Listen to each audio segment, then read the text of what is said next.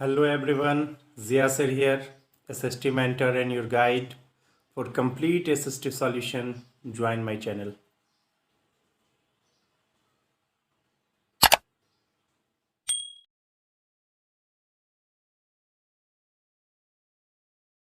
Hello, आज हम लोग पढ़ेंगे resource and development geography chapter 1। तो सबसे पहले हम लोग देखते हैं कि इसमें टॉपिक्स क्या क्या है, हमें कौन कौन से टॉपिक्स पढ़ने हैं रिसोर्स एंड डेवलपमेंट में। तो इसमें देखा जाए तो टोटल 10 टॉपिक्स हैं। पहला है रिसोर्स, दूसरा है क्लासिफिकेशन ऑफ रिसोर्स, थर्ड है development of resource, then resource planning, land resource, land use pattern in India, land degradation and conservation, soil as a resource, classification of soil and soil erosion and soil conservation। तो total 10 topics हैं इसमें। तो हम लोग कोशिश करेंगे कि 3 videos बने इस चैप्टर का, and first, second and third topic हम लोग फर्स्ट वीडियो में डिस्कस करेंगे। तो सबसे पहले हम लोग डिस्कस करते हैं resource. What is a resource, resource क्या होता है। तो फर्स्ट टॉपिक पे मूव करते हैं हम लोग। तो बेसिक डेफिनेशन अगर देखा जाए रिसोर्स का, जो हम लोग चाइल्डहुड से जानते हैं या जूनियर सेक्शन में हमने पढ़ा है कि what is the resource, resource क्या होता है, हम लोग ये देखना है। तो रिसोर्स का डेफिनेशन जानते हैं कि anything that satisfies our needs, कोई भी चीज जो हमारी जरूरतों को पूरी करता है उससे हम क्या बोलते हैं, रिसोर्स। तो उसी बेसिक डेफिनेशन में थोड़ा सा ऐड कर दिया गया है क्लास 10th के लिए। तो हम लोग देखते हैं everything available in our environment which can be used to satisfy our needs provided it is technologically accessible, economically feasible and culturally acceptable. 3 चीज ऐड कर दिया गया। फुलफिल आवर नीड्स, लेकिन कंडीशन क्या है कि वो टेक्नोलॉजिकली एक्सेसिबल होना चाहिए, यानी we must have the technology, we must have the knowledge to use that resource. पहला कंडीशन है। कोई भी चीज का अगर टेक्नोलॉजी नहीं है हमारे पास, उसको कैसे यूज करना वो हम नहीं जानते हैं, तो वो हमारे रिसोर्स नहीं कहलाएगा। दूसरा है कि इकोनॉमिकली फिजिकल, यानी उसका जो इकोनॉमिक वैल्यू बहुत महंगा ना हो, यानी हमारे परचेजिंग पावर कैपेसिटी के अंदर, यानी मेरी क्षमता हो कि मैं उसे खरीद पाऊं, तो उसे क्या बोलते हैं, इकोनॉमिकली फिजिबल। जो थर्ड कंडीशन है वो क्या है, कल्चरली एक्सेप्टेबल, यानी जो रिसोर्स हम यूज कर रहे हैं उसका हम लोगों का जो कल्चर, जिस कल्चर को हम लोग बिलीव करते हैं उस कल्चर में उसको यूज करना एक्सेप्ट किया गया, इसे हम लोग क्या कहेंगे, रिसोर्स। आगे देखते हैं, human being themselves are resource. Human अपने आप में भी क्या है, रिसोर्स है। क्यों? क्योंकि जितना भी रिसोर्स है दुनिया में, इसको ट्रांसफॉर्म किसने किया है, ह्यूमन बीइंग में। Human being use their brain, अपने ब्रेन को यूज करके जो रिसोर्स है उसको किस तरह से हम लोग अपने बेनिफिट के लिए, किस तरह से वो वैल्यूएबल होगा, वो ह्यूमन बीइंग ने अपने ब्रेन से यूज किया है। इसीलिए हम लोग क्या बोलते हैं, human itself is a resource. इंसान अपने आप में भी क्या है, resource. Next, a resource is any physical material constituting part of earth that people need and value. Resource होता क्या है? It belongs to the world, जो हमारा दुनिया है, जो हमारा फिजिकल मटेरियल है, उसी में से अर्थ पे, उसी में से कोई रिसोर्स होगा हमारे पास। Natural material become resource when human value them.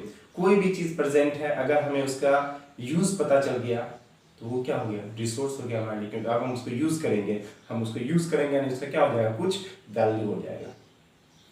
The use and value of resources change from culture to culture and from time to time. जो रिसोर्स है उसका value time to time, culture to culture क्या होता है, change होता है। बहुत सारा रिसोर्स पहले यूज होता था, अब नहीं हो रहा है। बहुत सारा रिसोर्स जो हम लोग यूज कर रहे हैं पहले के लोग नहीं जानते थे, और हम लोग पहले का चीज रिसोर्स यूज क्यों नहीं कर रहे, क्योंकि हमने अल्टरनेट सोर्स ऑफ रिसोर्स, उससे भी अच्छा रिसोर्स जनरेट कर लिया, डेवलप कर लिया, इन्वेंट कर लिया। तो according to time and culture to culture ये रिसोर्सेज क्या होते हैं, चेंज होते रहते हैं। ठीक है। नेक्स्ट हमारा resource are sparsely distributed varying in quantity and quality. Resource हर जगह एक जैसा नहीं है, कहीं पे कोई रिसोर्स ज्यादा है, कहीं पे कम है, कहीं पे वो रिसोर्स है नहीं, कहीं पे क्वांटिटी बहुत ज्यादा है, कहीं पे क्वालिटी बहुत अच्छी है। तो जो इतने भी रिसोर्स हैं पूरे ग्लोब में अनइवनली डिस्ट्रीब्यूटेड है, कहीं पे अवेलेबल है, कहीं पे अवेलेबल नहीं है, कहीं पे कम क्वांटिटी में, कहीं पे ज़्यादा क्वांटिटी में, कहीं पे क्वालिटी अच्छा है, कहीं पे क्वालिटी अच्छा नहीं है। तो अनइवनली अलग अलग एरिया में क्या है, ये प्रेजेंट है। तो जो हम क्या बोलते हैं उसको, कि रिसोर्सेज आर अनइवनली डिस्ट्रीब्यूटेड। तो चलो ये तो पहला टॉपिक हो गया हमारा रिसोर्स। नेक्स्ट हम लोग देखते हैं क्लासिफिकेशन ऑफ रिसोर्स। तो ये तो एक स्क्रीन पे दिख रहा होगा कि एक जो जनरल क्लासिफिकेशन हम लोग समझते हैं कि रिसोर्स दो तरह का होता है, nature resource and human resource.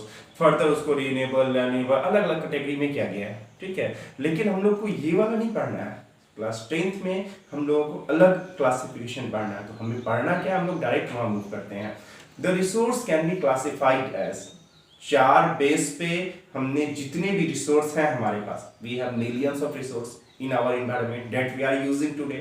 तो हमने जितने भी रिसोर्स हैं उसको चार कैटेगरी में क्लासिफाई कर दिया।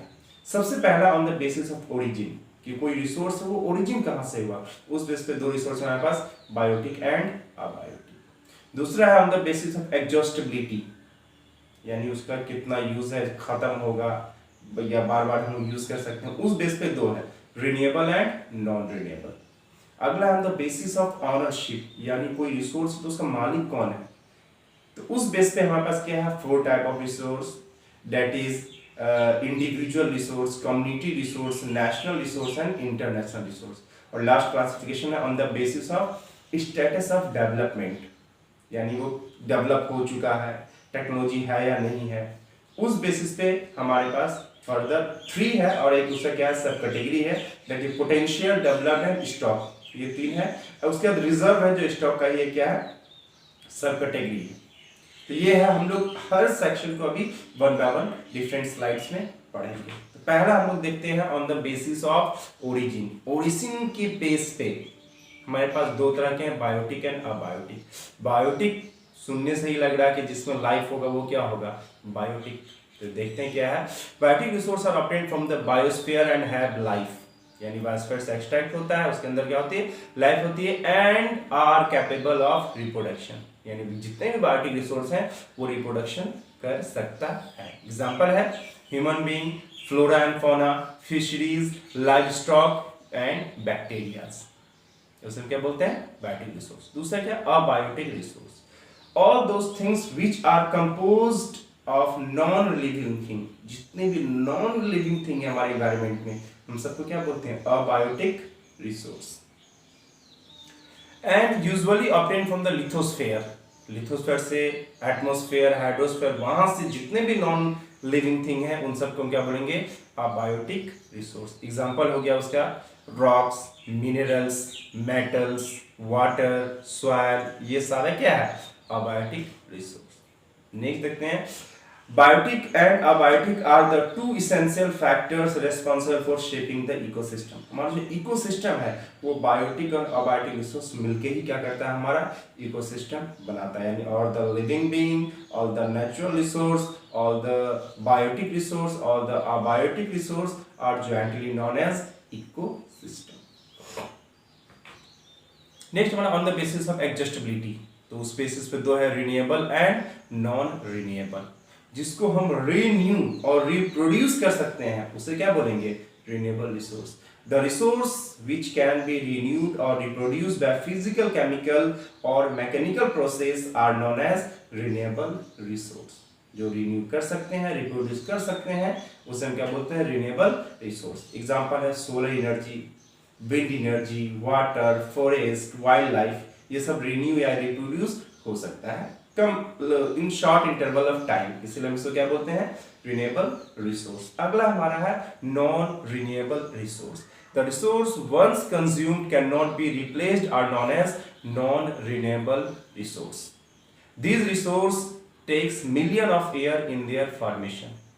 जिसको हम रिन्यू या रिप्रोड्यूस नहीं कर सकते, या जिसको रिन्यू या रिप्रोड्यूस करने में बहुत ज्यादा मिलियंस ऑफ ईयर लग जाते हैं, उसको हम किस कैटेगरी में डालते हैं, नॉन रिन्यूएबल रिसोर्स।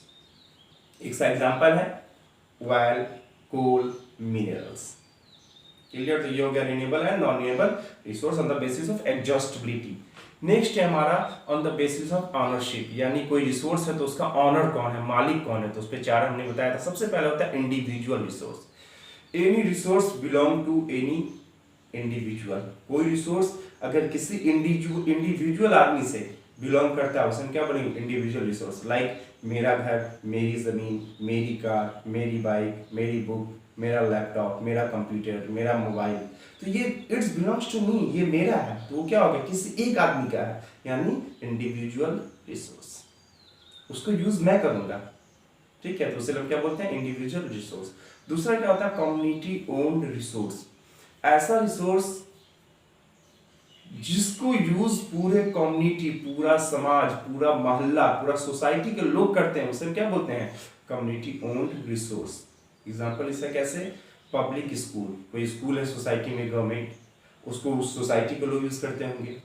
कोई हेल्थ केयर सेंटर है, प्राइमरी हेल्थ केयर किसी सोसाइटी में, यूज कौन करेगा उसको, उस सोसाइटी के लोग करेंगे। कोई टेम्पल है, उस मोहल्ला और समाज के लोग यूज करेंगे, उस कम्युनिटी के लोग यूज करेंगे। कोई मस्जिद है, वो लोग यूज करेंगे। कोई प्लेग्राउंड है, उस मोहल्ले के बच्चे उसे यूज करेंगे। तो जो भी चीज है वहां पे उसको यूज कौन कर रहा, पूरे मोहल्ला के लोग यूज कर रहे हैं, इसीलिए हम उसको क्या बोल दिए, कैटेगरी किस में डाला हमने उसको, it is known as community owned resource. अगला हमारा national resource. Resource within the boundary of a country is known as national resource. यानी किसी देश के बाउंड्री के अंदर जितने भी रिसोर्स हैं उसे हम क्या बोलते हैं, नेशनल रिसोर्स। ये इंडिविजुअल, कम्युनिटी ओन्ड रिसोर्स सब नेशनल के अंदर आ गया। इंडिया के पॉलिटिकल बाउंड्री के अंदर जितना भी रिसोर्स है वो सारा क्या कहलाएगा, नेशनल रिसोर्स। इंडिया के अंदर mountain, minerals, roads, river system, plain, plateaus, hills, जो भी चीज है इंडिया के अंदर within the political boundary of the country, तो वो क्या हो गया, नेशनल रिसोर्स। लास्ट इसमें क्या हमारा, इंटरनेशनल रिसोर्स। तो हर नेशन का रिसोर्स अलग, नेशनल रिसोर्स को हटा दो, उसके बाद पूरे ग्लोब में, पूरी दुनिया में जो भी सामान बच गया जो नेशनल रिसोर्स के अंदर नहीं आता है, तो वो क्या हो गया, इंटरनेशनल रिसोर्स। बोलोगे सर ये क्या चीज है, तो पॉलिटिकल बाउंड्री के अंदर, हर कंट्री का पॉलिटिकल बाउंड्री के अंदर सारा रिसोर्स दे दिया हमने, बचा क्या, इंडियन ओशन किसी कंट्री के अंदर आता है नहीं, Pacific ocean, Atlantic ocean, Antarctica, Arctic circle, Greenland, ये सब जो है किसी कंट्री के अंदर नहीं है, ये सब नेशनल रिसोर्स नहीं है। तो ये कौन सा रिसोर्स है, इसी रिसोर्स को हम लोग क्या बोलते हैं, इंटरनेशनल रिसोर्स। और उसको कंट्रोल कौन करता है, इंटरनेशनल ऑर्गेनाइजेशंस। इंटरनेशनल ऑर्गेनाइजेशंस कौन से हैं, UN, United nation, world bank, IMF, international monetary fund. तो ये सारी जो हैं रिसोर्स ये इंटरनेशनल ऑर्गेनाइजेशन कंट्रोल करता है, इसीलिए इसको हम क्या बोलते हैं, इंटरनेशनल रिसोर्स। एक कंडीशन यहाँ पे समझ लेना है, अगर कोई कंट्री का पॉलिटिकल बाउंड्री के पास कोई ओशनिक बॉडी, समुद्री एरिया आता है, तो समुद्री एरिया में, ओशनिक एरिया में 200 किलोमीटर तक परमिशन दिया गया है इंटरनेशनल ऑर्गेनाइजेशन की तरफ से कि आप 200 किलोमीटर तक अगर कोई कंट्री नहीं आपके आसपास में तो यूज कर सकते हैं। जैसे इंडिया का एग्जांपल ले ले तो इंडिया के ईस्ट में बे ऑफ बंगाल, वेस्ट में अरेबियन सी और साउथ में इंडियन ओशन, तो हर तरफ से क्या ओशनिक बॉडी है। तो हम लोग 200 किलोमीटर, अगर कोई कंट्री नहीं आता है तो 200 किलोमीटर तक वो क्या कहलाएगा, इंडिया का कहलाएगा, दैट इज नेशनल रिसोर्स कहलाएगा। तो 200 किलोमीटर तक हमें परमिशन दिया गया अगर ओशनिक बॉडी है तो। और क्यों दिया गया है, फॉर डूइंग इकोनॉमिक एक्टिविटी, ताकि हम वहां पे इकोनॉमिक एक्टिविटी अपना कर पाए। उस एरिया को जो इकोनॉमिक एक्टिविटी के लिए दिया गया उसे हम क्या बोलते हैं, एक्सक्लूसिव इकोनॉमिक जोन। क्लियर। तो हमारे पास जो on the basis of ownership चार हमने पढ़ लिया, individual resource, community own resource, national resource and international resource. And हम लास्ट क्लासिफिकेशन अब देखेंगे on the basis of status of development, यानी कोई रिसोर्स है तो उसको यूज कर रहे हैं, वो डेवलप हो चुका है, उसका टेक्नोलॉजी है या नहीं है। तो उस बेसिस पे हमने कहा था कि 3 टाइप्स हैं और एक क्या है, सब टाइप है। तो हम लोग सबसे पहले potential resource which are found in a region but have not been utilised. Resource हमने पता कर लिया है कि दिस इज अ रिसोर्स, लेकिन हम लोग यूज नहीं कर रहे हैं उसको। हम लोग जैसे एग्जांपल है कि राजस्थान में और गुजरात में विंड एंड सोलर एनर्जी का बहुत पोटेंशियल है। विंड एनर्जी वहां से हम एक्सट्रैक्ट कर सकते हैं और सोलर एनर्जी बहुत ज्यादा एक्सट्रैक्ट कर सकते हैं, लेकिन हम लोग अभी नहीं कर रहे हैं। यानी पोटेंशियल है but we are not using it. क्षमता है, लेकिन हम लोग अभी यूज नहीं कर रहे हैं, तो उसे क्या बोलते हैं, पोटेंशियल रिसोर्स। जैसे हम लोग स्टूडेंट्स में, तुम लोग जितने लोग यहाँ वीडियोस देख रहे हैं, जितने स्टूडेंट्स, तुम सबके अंदर पोटेंशियल है, लेकिन तुम्हारा पोटेंशियल यूज नहीं हो रहा है। तुम बड़े होकर डॉक्टर बनोगे, इंजीनियर बनोगे, साइंटिस्ट बनोगे, एक्टर बनोगे, स्पोर्ट्स में जाओगे, तो तुम्हारा you are having the potential but you are not using it right now, तो उसी को हम क्या बोलते हैं, पोटेंशियल रिसोर्स। दूसरा क्या हमारा, developed resource, resource which are surveyed and their quantity and quality have been determined. ऐसा रिसोर्स जिसका सर्वे हो चुका है, कितना क्वांटिटी में है, कितना क्वालिटी है, उसका हमें सारा टेक्नोलॉजी है और उसको हम लोग यूज कर रहे हैं, उसे हम क्या बोलते हैं, डेवलप्ड रिसोर्स। जितने भी रिसोर्स हम लोग यूज करते हैं आज के डेट में, इन सब क्या है, उन सबको हम किस कैटेगरी में डालेंगे, डेवलप्ड रिसोर्स। अगला हमारा स्टॉक। स्टॉक देखो क्या है, the resource that have been surveyed but can not be used due to lack of technology. Resource हमने फाइंड आउट कर लिया, लेकिन इसका टेक्नोलॉजी है ही नहीं हमारे पास, उसे हम क्या बोलते हैं, स्टॉक। बोलते हैं स्टॉक में भी रख दिया, हमें पता है कि having potential but we are not using it because we don't have efficient technology. हमें इसका एफिशिएंट टेक्नोलॉजी नहीं पता है, हम लोग टेक्नोलॉजी पे वर्क कर रहे हैं। इसका एग्जांपल एक दे रखा, वाटर। जैसे वाटर क्या होता है, H2O, हाइड्रोजन एंड ऑक्सीजन, और हम जानते हैं कि हाइड्रोजन इज हैविंग ट्रेमेंडस एनर्जी, बहुत ज्यादा एनर्जी है। सन, कितनी ज्यादा एनर्जी, सन के अंदर जो एनर्जी होता है वो हाइड्रोजन की वजह से होता है। तो अगर H2O, पूरा जो हमारा ग्लोब है वो 2/3 क्या वाटर से घिरा हुआ है, अगर किसी तरह हम इतने जो वाटर है हमारे पास, जो फ्रेश वाटर नहीं है, जिसको हम लोग यूज नहीं कर सकते हैं, अगर उस वाटर को हम किसी तरह एक्सट्रैक्ट करना सीख लें, हाइड्रोजन को ऑक्सीजन को अलग कर दें, और उस हाइड्रोजन से हम ट्रेमेंडस एनर्जी निकाल सकते हैं। जो हम लोग की जो एनर्जी की प्रॉब्लम है वो सारा सॉल्व हो जाएगा, लेकिन उसका आज तक कोई टेक्नोलॉजी नहीं बना है, तो उसे हम क्या बोलते हैं, स्टॉक। और हमारा नेक्स्ट है reserve, the resource that have been surveyed and we can use them with present technology but their use has not been started as known as reserve. यानी स्टॉक का ही सबसेट है, उसे हम क्या बोलते हैं, रिजर्व। रिजर्व है क्या, बेसिकली कि रिसोर्स को हमने आइडेंटिफाई कर लिया है और जो एग्जिस्टिंग टेक्नोलॉजी है उससे हम लोग यूज कर सकते हैं, लेकिन अभी हम लोग इसको यूज नहीं कर रहे हैं। जैसे डैम्स है इंडिया में, या इंडिया में कई सारे हमारे पास क्या है, वेल फील्ड है जहां से हम तेल निकाल सकते हैं, और तेल निकालने की टेक्नोलॉजी है इंडिया के पास। असम में डिगबोई, मुंबई है, से तेल निकालते हैं, लेकिन गुजरात में जो तेल का कुआं मिला है, राजस्थान में जो तेल का कुआं मिला है, हम लोग उसको अभी यूज नहीं कर रहे हैं। टेक्नोलॉजी पता है हमें, लेकिन हमने उसे क्या कर दिया है, रिजर्व कर दिया है। इसे हम क्या बोलते हैं, रिजर्व। तो on the basis of stage of development हमने ये देख लिया 4। नेक्स्ट टॉपिक जो हमारा है वो है डेवलपमेंट ऑफ रिसोर्स। जो रिसोर्स था जिसको हम लोग अपने डेवलपमेंट के लिए यूज कर रहे थे, लेकिन हमने अपने ग्रिड की वजह से अपने ऊपर ही प्रॉब्लम लेके आ गए। इन्वायरमेंट को हमने पूरी तरह क्या कर दिया, खराब कर दिया। देखते हैं क्या इसमें, resource have been used by human being indiscriminately and this has led to following major problem. हमने बेतहाशा इतने बुरी तरह रिसोर्स को यूज किया, उसकी वजह से बहुत ज्यादा क्या हो गया, प्रॉब्लम होने लग गया हम लोगों को। क्या प्रॉब्लम हुआ है वो देखते हैं। Depletion of resource for satisfying the grid of a few individual. हमने रिसोर्स को इतना यूज किया कि वो डिप्लीट कर गया, यानी उसका क्वांटिटी बहुत कम हो गया, उसका जो लेयर है नीचे चला गया, और उसकी वजह से कई सारे इन्वायरमेंटल इश्यूज हो चुके हैं, क्योंकि हम की लालच में पड़ गए। गांधी जी ने एक बात कहा था, there is enough for everybody's need for not for anybody's greed. यानी इस दुनिया में हर आदमी के नीड के लिए बहुत कुछ है, लेकिन किसी के ग्रिड लालच के लिए कुछ नहीं है किसी भी देश में। तो यानी इतने रिसोर्स नेचर ने हमें प्रोवाइड किए हैं कि पूरे वर्ल्ड के लोग उसे यूज करेंगे, अपने नीड को फुलफिल करेंगे, तो उससे कोई कमी नहीं होगी। लेकिन हमने लालच में पड़ के सबको क्या कर दिया, बर्बाद कर दिया। Accumulation of resource in a few hands which in turn divide the society into two segments, rich and poor। ये रिसोर्स को एक्यूमुलेशन, इकट्ठा करना, जो लोग लालच में पड़ के सारे रिसोर्स को सोचते हैं कि सारा रिसोर्स मेरे पास आ जाए और हम ज्यादा अमीर हो जाए, उसकी वजह से हमारा जो सोसाइटी है वो दो पार्ट में हो चुका है, that is rich and poor. जितने ज्यादा रिसोर्स एक्यूमुलेट कर लिया वो रिच हो गया, जिसके पास रिसोर्स कम है वो क्या हो गया, पुअर हो गया। तो ये भी प्रॉब्लम हो गई। Next, resource planning is essential for sustainable existence all form of life. Sustainable economic development means development should take place without damaging the environment, and development in the present should not compare with the need of future generation. अगर हमें इन सब से बचना है, जो हमने अपने environment को, अपने इकोसिस्टम को जो हमने खराब कर लिया है, अगर उससे हमें बचना है, हमें इकोसिस्टम को बचाना है, एनवायरनमेंट को बचाना है, तो हमको क्या करना होगा? सस्टेनेबल डेवलपमेंट, यानी हम डेवलप करेंगे लेकिन जो भी रिसोर्स है जो इनडिस्क्रिमिनेटली हम लोग यूज कर रहे थे वैसे नहीं करेंगे, उसको बचा बचा के हम लोग क्या करेंगे?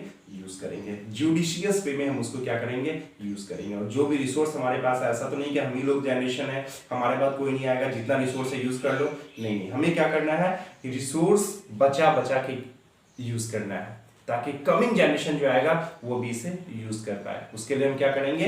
अल्टरनेट सोर्स ऑफ रिसोर्स ढूंढ के रखेंगे, ताकि जो भी नॉन रिन्यूएबल रिसोर्स है वो खत्म ना।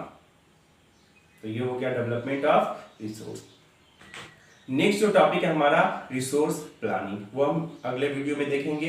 अगर वीडियो अच्छा लगा हो तो please do subscribe, share and like.